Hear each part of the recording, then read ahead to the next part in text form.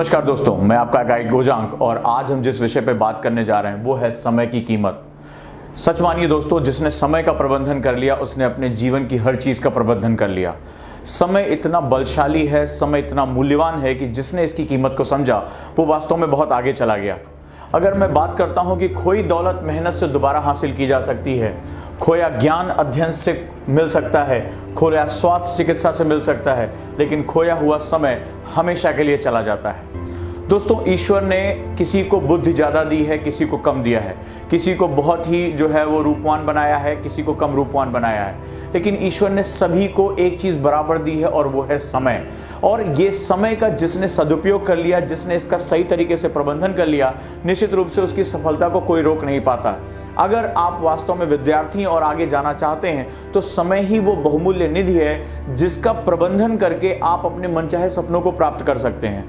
अगर मैं एक औसत बात करूं आप लोगों से, तो इन 24 घंटे में 7 से 8 घंटे सोने के लिए और 2 घंटे नहाने खाने इत्यादि कामों के लिए निकल जाते हैं। यानी वास्तव में अगर मैं इस प्रतिशत के हिसाब से बात करूं तो आपको 14 घंटे या लगभग 60% का जो समय है वही आपको मिलता है। जबकि अगर दूसरी तरफ बात करें तो लगभग 40% जो समय ऐसे कामों में चल जाता है जिसमें हमारा कोई नियंत्रण नहीं है।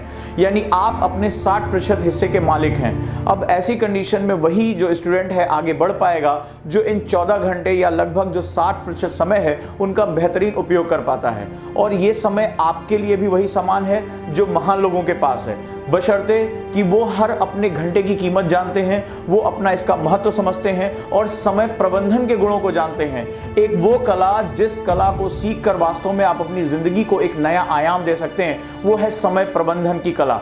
और समय प्रबंधन की कला इस बात पे डिपेंड करता है कि आप अपने समय का उपयोग या दुरुपयोग किस प्रकार करते हैं। और जब आपके पास अपने हर घंटे का रिकॉर्ड होता है तब जाकर आप समय प्रबंधन के गुणों को समझ पाते हैं। इसके लिए मैंने आप लोगों को डाटा कलेक्शन का मेथड बताया था, जहां पर आप पर डे अपनी डायरी में वो समय जो आपने स्वयं के लिए निर्धारित किया, आप उसमें से कितना सदुपयोग कर पाते हैं और सबसे महत्वपूर्ण आपका कितना समय बर्बाद हो रहा है। इन सभी डाटा को मैंने कलेक्ट करने के लिए आपको डायरी मेथड बताया था और तत्पश्चात इसको बहुत ही एक जिसे कहते हैं पैशनेट करने के लिए, इसमें एक नए मूल्यों को जोड़ने के लिए मैंने आपको ग्राफ मेथड बताया था कि किस प्रकार आप इस सारे डाटा को ग्राफ में कन्वर्ट कर सकते हैं।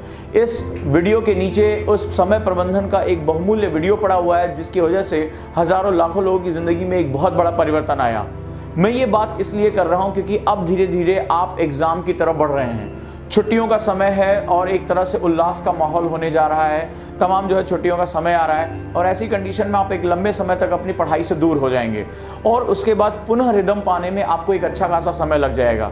लेकिन उसके जैसे ही दीपावली खत्म होगी या जैसे ही छुट्टियां खत्म होंगी उसके तुरंत बाद एक बहुत ज़बरदस्त प्रेशर वो क्रिएट होने वाला है। ऐसी कंडीशन में वही स्टूडेंट बहुत अच्छा कर पाएगा जो वास्तव में समय प्रबंधन के गुणों को जानता होगा, क्योंकि आने वाले समय में जिसने अपने समय का सही उपयोग किया वो एग्जाम में अंदर जाएगा और उसको पता है कि किस प्रकार उसको एक एक मिनट का इस्तेमाल करना है। आपको 24 घंटे से ज़्यादा किसी हालत में नहीं मिल सकता।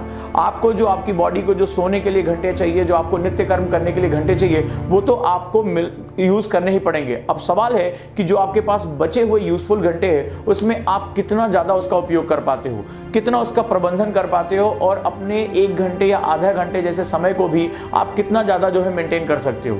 क्या आप ये प्रश्न पूछने के लिए तैयार हो कि मैं अपने 10 मिनट या 15 मिनट के दौरान मैं इसका क्या उपयोग करने जा रहा हूँ, या मेरा जो ये घंटा है ये कितना उपयोगी होने जा रहा है मेरे लिए।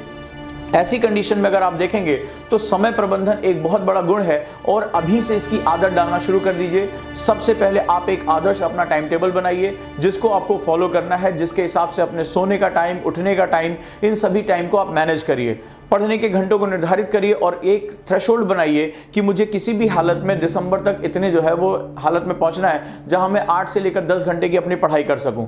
इसके पश्चात आप बहुत महत्वपूर्ण तरीके से उसमें जो आपने टाइम बनाया है उसमें कितना फ्रूटफुल टाइम है। जैसे आप 2 घंटे के लिए बैठे 12 बजे से 2 बजे, लेकिन सवाल है कि उस दौरान आपने कितनी बार व्हाट्सएप चेक किया, कितनी बार आप टहलने निकल गए, कितनी बार आपका दिमाग भटका और वास्तव में उसका आउटपुट कितना आ रहा है। ये जो आउटपुट निकल कर आ रहा है, भले चाहे वो 2 घंटे में में 1 घंटे 20 मिनट ही क्यों ना हो, यही आउटपुट ही आपकी वास्तविक पढ़ाई है।